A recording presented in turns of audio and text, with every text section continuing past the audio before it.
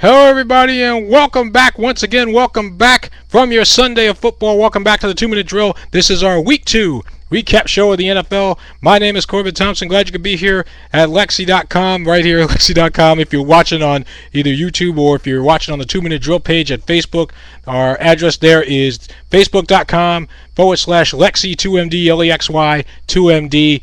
And for those of you that know me and know that I'm a Giants fan, I'm not very thrilled. You can't really tell right now, but I'm not very thrilled with the last 3 hours that I just wasted of my life that I can't get back. So, with that being said, I'll get to the Giants after I run down the scores because I don't want to leave it in a voice comment because we've been having some issues with voice comments. I've been telling some of the listeners this week that I've been having some issues with the voice comments as far as being able to post and all that. But that's not for you guys to worry about. Let's run down the scores here. First, the phone number 415-322-9919. You can press the number 8 to subscribe as always, the number 2 to leave a voice comment, or you can get us on the website 2minutedrill.lexy.com. So let's get to it. Week number 2 in the NFL. We start in Green Bay where the Packers in a romp 34-7 over Buffalo. The Packers are now 2-0. Clay Matthews had 3 sacks in this one. Aaron Rodgers 255 yards in the air with 2 touchdowns. So the Packers off to a good start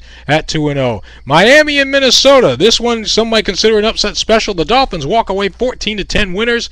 In this one, Brett Favre had 3 interceptions and 4 turnovers, so maybe he's second-guessing himself a little bit as to whether or not he should have came back because he has not looked good, at least these first couple of games. The running game seems to be okay, but right now Minnesota and Favre just can't get anything going.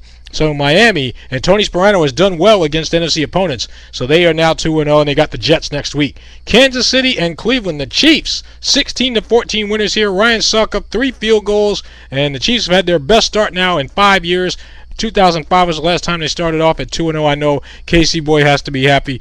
Meanwhile, for Cleveland, I think the Grim Reaper is starting to knock on the door of Eric Mangini. Chicago and Dallas, the Bears, knock off the Cowboys. This is the second straight home opener that the Cowboys have lost in their new building, 27-20. Not that I'm complaining. 27-20. Chicago wins it. Jay Cutler, 277 yards with 3 touchdowns in this one for the Bears. And Dallas, their first 0-2 start since 2001. Although Miles Austin did have 10 catches for 142 yards, but the Cowboys fall by 7. Atlanta all over Arizona, 41-7. Both teams now 1-1.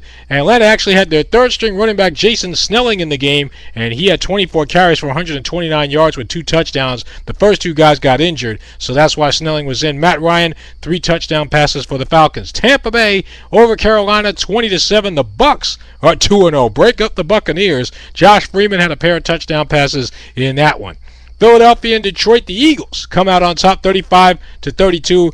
I mean, a hard luck 0-2 for Detroit. You could probably say that Detroit has been the best 0-2 team in the league. But the Eagles win by 3. Michael Vick, first start in 4 years, 21-34, 284 yards with 2 touchdowns. Meanwhile, Sean Hill, who replaced the injured Matt Stafford, 25-45, 335 yards, 2 touchdowns, and 2 picks. So Detroit, valiant effort, and they lose by 3. Baltimore and Cincinnati, the Bengals, 15-10 winners here. Mike Nugent for Cincinnati, 5 field goals for Cincinnati's points. They have won 9 straight against the AFC North. Baltimore's defense has not allowed a touchdown this season, but unfortunately here today they did not have to show for it, so both teams are now 1-1. Pittsburgh, somehow the Steelers are getting by, 19-11 over Tennessee. Antonio Brown, an 89-yard kickoff return for a touchdown to start the game. Now the Steelers forced 7 Tennessee turnovers. Vince Young was benched for Kerry Collins, so it looks like this could get ugly in Tennessee if they don't turn that around. James Harrison for Pittsburgh, 3 sacks, a forced fumble, and a recovered fumble on a separate play. So Pittsburgh right now, the defense is getting the job done. We'll see if they can continue that the next 2 weeks while Ben Roethlisberger is still out. Seattle and Denver, the Broncos bounce back from their loss last week. They rolled 31-14 over the Seahawks. Kyle Orton, 25. See, I got here 25-25, but that's not right. He threw for 307 yards with 2 touchdowns. Demaryius Thomas, 8 catches for 97 yards with a touchdown. All you need to know is that Orton threw for 307 with 2 TDs.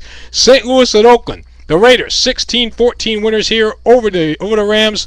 Bruce Gradkowski, who came in for an ineffective Jason Campbell, he threw a touchdown pass. Darren McFadden, 30 carries, 145 yards.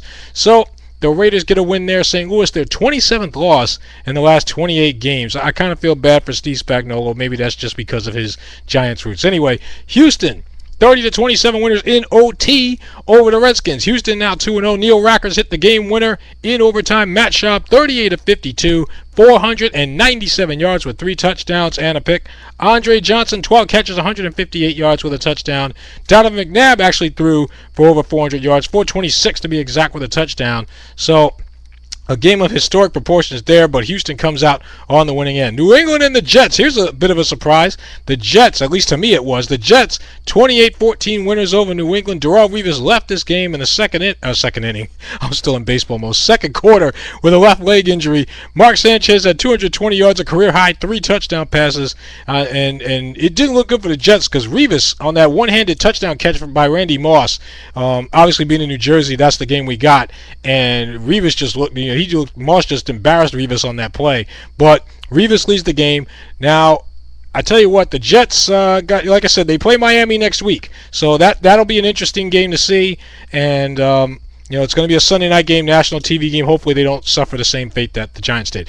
Jacksonville and San Diego. The Chargers, 38-13 winners here over the Jaguars. Phillip Rivers, 22-29, 334 yards with 3 touchdowns. The defense forced 6 turnovers in that one. And then the aforementioned Sunday night game, Indianapolis waxed the Giants.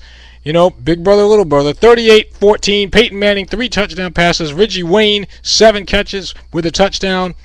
And Indy had a 24-0 lead at halftime, and they just rolled with it. Jim Caldwell is 15-3 in the regular season as a head coach. And you know what? And of course, the Monday night game, New Orleans and San Francisco. So let me just do the website again: 2minutedrill.lexy.com, and check the voice comments for anybody that wants to leave one.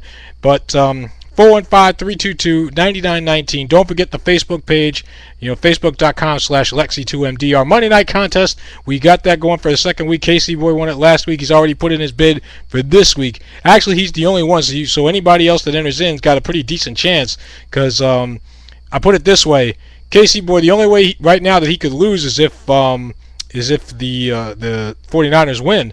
So because I can't give it to him if he picks the wrong team. So there you have it. But winner gets a $25 gift certificate from restaurant.com and King James Express, which can be found at www.jamesisking.com. Now, as far as the Giants, and I'm just speaking for my own team now. You guys can speak on your teams, obviously, but just a complete joke on national television. Okay? You saw the exact same things you saw last year: tackling, coverage, on offense, no protection for Eli. He got hit around. And Brandon Jacobs ended up losing his helmet in this game. That's another story. But it was just embarrassing. You don't get embarrassed on national TV and call yourself a playoff contender. I'm sorry. And but they I like to be an optimist, when it comes to certain things, but with my sports teams, I can't do it. I can't, because I have no reason to believe that the Giants are heading anywhere towards the promised land anytime soon. So, but this game was just Exhibit A of that. I mean, it looked like basically pros against high school kids out there, and so the Giants just thoroughly embarrassed themselves on the road, and But anyway, so if you guys want to talk to me about that, you can. I don't have a whole lot left to say, to be honest with you. Because last week it was the receivers dropping balls and tipping balls to the other team. This week it was everything else. And, especially on defense, which the Giants have historically been a defensive-minded franchise, you got to tackle, you got to cover, and you got to get to the quarterback. Giants did none of that in this game. So anyway, there you have it. That's my show for now. We'll come back next week and do week 3. Of course, we'll have our 2-minute talk segment, and with a special guest. So, until then, Corbin Thompson saying good night, Godspeed, thanks for listening and watching 2MD.